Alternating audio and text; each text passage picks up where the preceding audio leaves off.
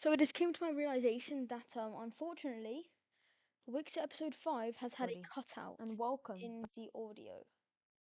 So yeah, if we have like a look through, we're actually to find where it is. Ships will So begin. 2 minutes fine.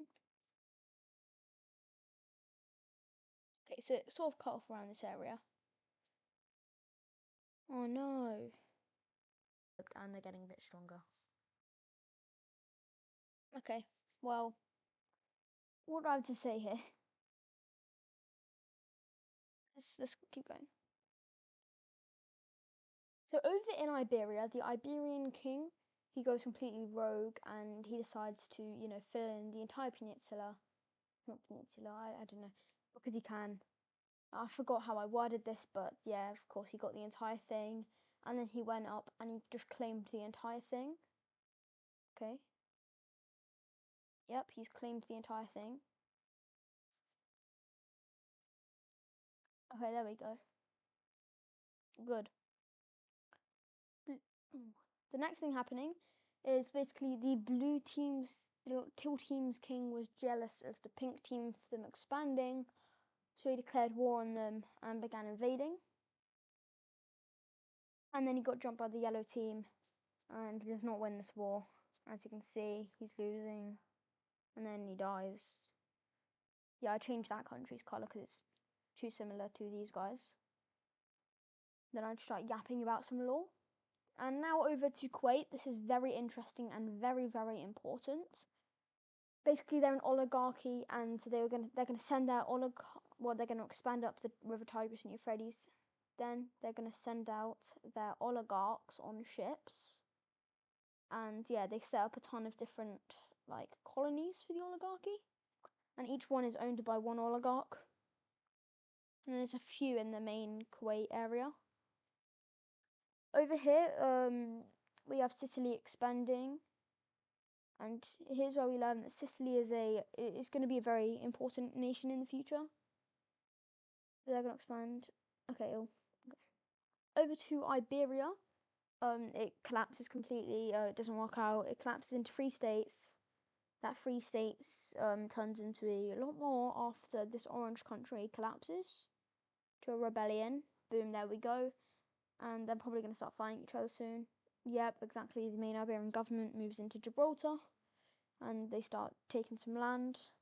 But they're surprised on how strong this new rebellion is. And they will get pushed back, I think. Yeah, there we go. Over to Galicia. Galicia will have a civil war as it's too big.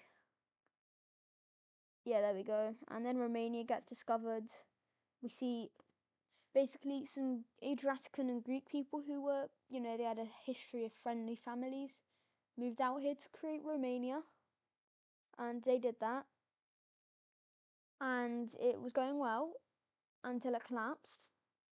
And now back over to Iberia, we will see, the civil war continue and people die.